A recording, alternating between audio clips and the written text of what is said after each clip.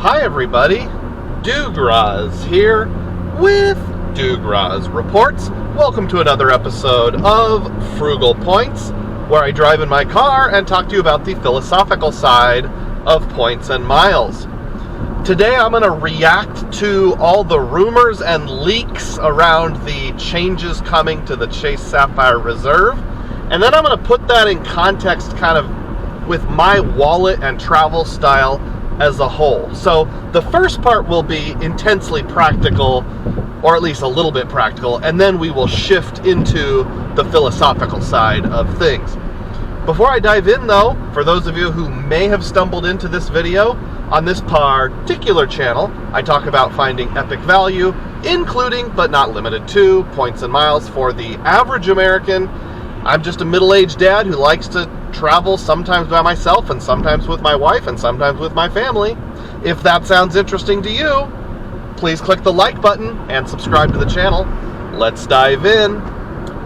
So, we all know what's going on with the Chase Sapphire Reserve, the CSR, and I'm not going to read the website to you. Shoot, I'm driving, I can't read the website to you. But just going from memory, here's what's the deal.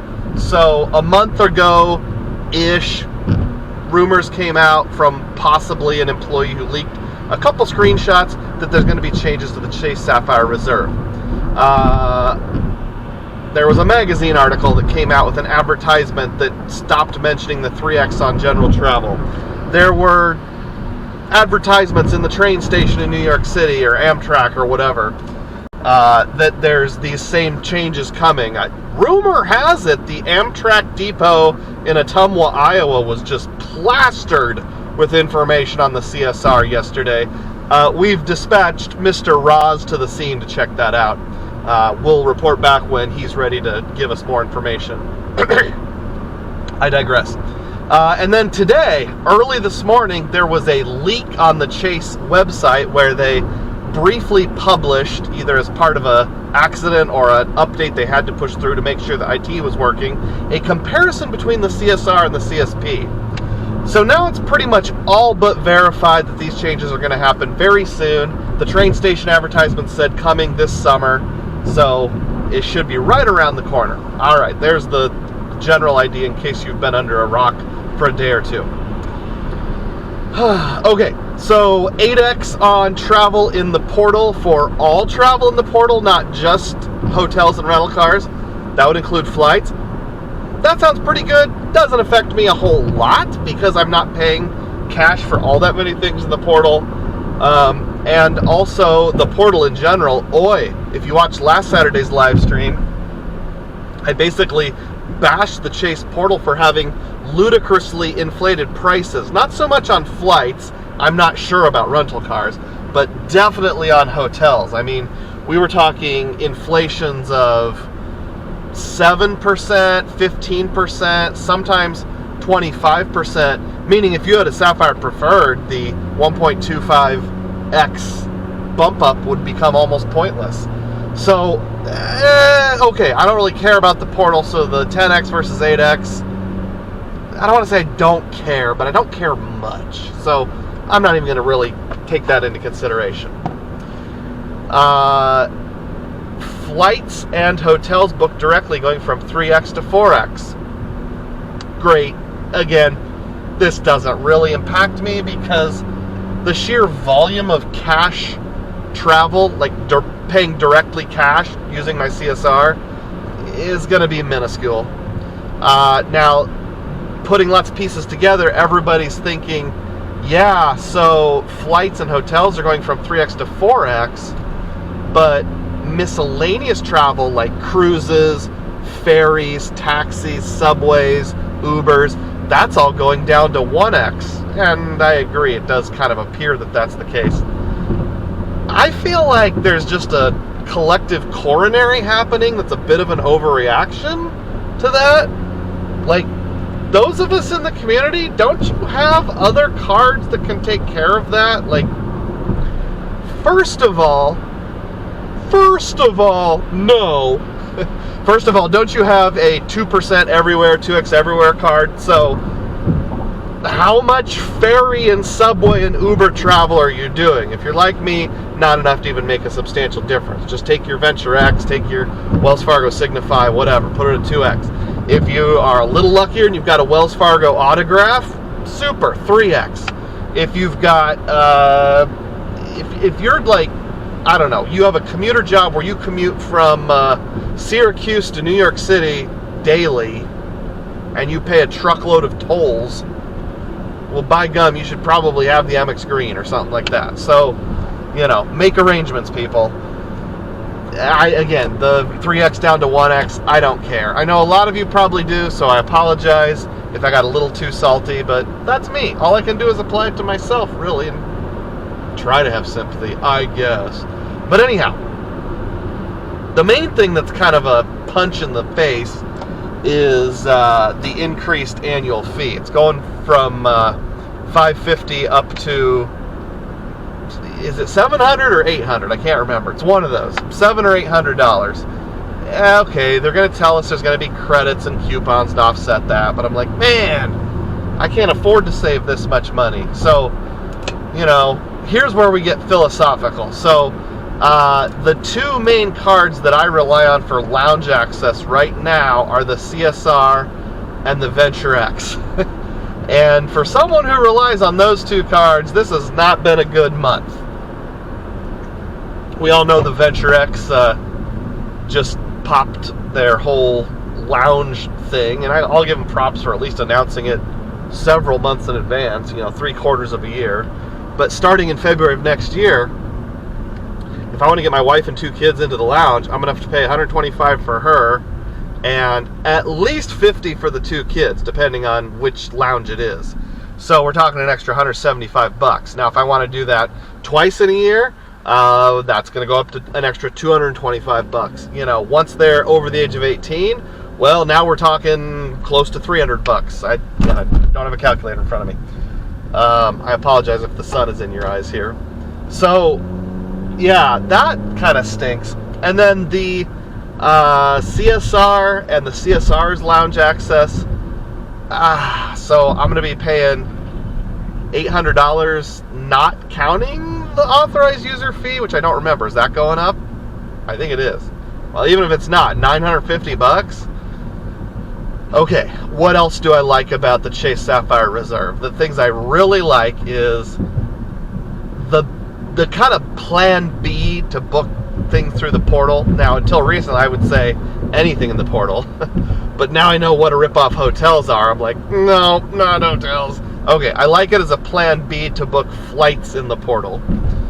And then I like the travel insurances that it provides. So my thought is, like, you know, the net annual fee after taking out the $300 travel credit, and we don't even know if that's going to survive or not. After taking that out, you know, the authorized user, which I don't have right now, but I'll have to if I decide to keep it, and the insurances, it's sort of like you're paying, you know, $250-ish bucks a year for really good travel insurance. Well, last time we traveled internationally in 23, I bought an Allianz policy just because, I don't know, I was kind of paranoid and it was peace of mind. And I think at the time I had a CSP, not a CSR. And, well, it was a little over $400. And I looked it up recently, and that same amount of insurance, that was a whole year for the whole family of 4, would now be a little over $500. So, yeah, it's kind of like, yeah, it's worth it if it gives you that peace of mind. But now we're starting to get to a point where on a net basis, at least not considering the coupons, it might be cheaper just to buy the travel insurance. Especially if instead of getting a whole year, I just get it for international trips. And right now we've got one scheduled for later this summer when we go to England and Austria. But after that, I don't think there's probably going to be any international vacations for like 2 years. And if we're traveling domestically, I feel like, you know, my health insurance is going to be good enough. Yes, I did make that one video about Allianz and how my son's blood sugar monitor got infected on his skin and stuff. And yeah, it paid us like $140, but the coverage was like $400, so it's not like we came out ahead. So it is good peace of mind, but, you know, we could probably make it. I mean, we could go on a camping trip to Saylorville Lake, which is a campgrounds here in the greater Des Moines area, and my son could break his arm there, I'm not insuring for that. So maybe just think of it as self-insurance / relying on your own accident insurance, disability insurance, your just normal stuff of life insurance. So maybe I just let that go, and anytime we're traveling internationally, then I buy a Allianz or whatever policy just to cover us for a few weeks. So that transitions into another subject, which is lounge access. And I'm thinking, like, do I really need lounge access at all? I'm going to review the lounge access that I've taken advantage of as someone who travels about 5 to 7 times a year in roughly reverse order. The most recent trip I took was to Albany, New York.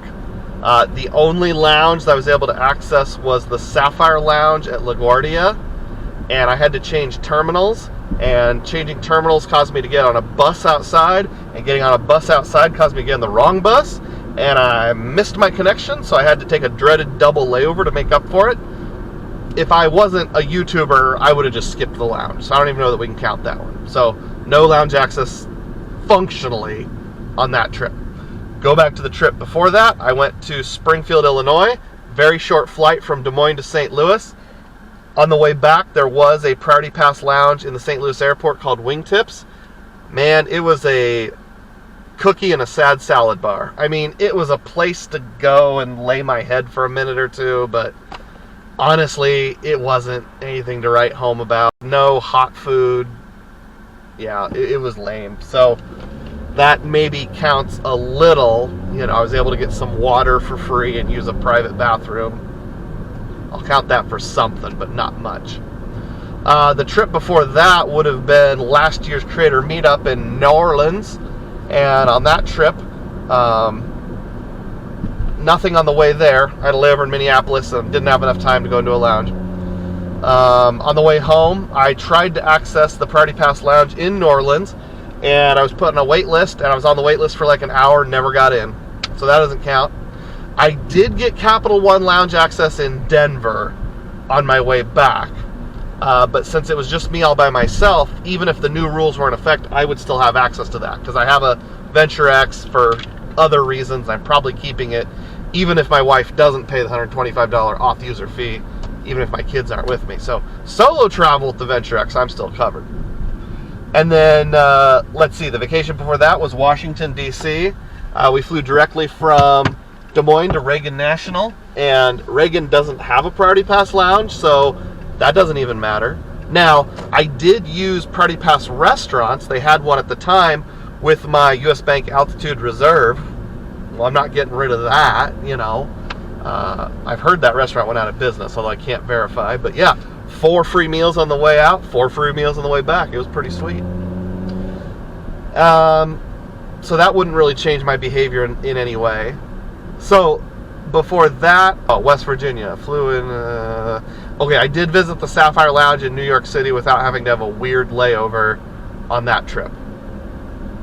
But I kind of specifically chose it because I wanted to test the Sapphire Lounge, so I'm not sure how much that counts. I guess in the midst of all this blathering, what I'm saying is, do I even need a lounge access card? Because the time before that mattered was our international trip to Europe, and if I'm flying business or first class, we're going to have lounge access anyway through the carrier. So would my 8 Priority Pass visits on my Altitude Reserve get me by? Maybe I pick up an Altitude Connect, business or personal, and get 4 more. 12 a year for the whole family. So, if it's like 1 big trip a year, we use 8 and I've got 4 left over. That would probably do me, to be honest. Now, obviously, any of those things could change. I'm starting to question whether I really need lounge access at all. So do I just let the Sapphire Reserve go down to a Sapphire Preferred at this point? And I'm going to be trying to get the Ritz-Carlton card in a year anyway, although who knows what's going to happen with that. So, boy, that was a lot of rambling, folks. I apologize. But, my plan as of right now, if you were to force me to give an answer, I would say once these changes go into effect, I'm not keeping the CSR. And honestly, I'm not exactly sure when my next annual fee hits. I think it's towards the end of summer. So hopefully they don't launch the change in annual fee part until after like September 1st or something like that. And then when Capital One does its thing in February, I just won't pay the extra for lounge access, and only I will have the lounge access. So yeah, there's a whole lot of blathering on. The main piece that's going to be tricky to figure out is the insurance piece. Like, do I buy travel insurance when we're going internationally? But yeah, I'll have the CSR at least through this summer, so don't have to worry about that right now, but someday I'll have to make a decision on that. Put your comments down below. I'd be glad to hear them. Click thumbs up, subscribe to the channel, and become a channel member. DUGROZ DieHard, only $3 a month, cancel anytime. You now have access to 50 members-only videos. And as always, may your spending be frugal, and may your points be plenteous. Thanks.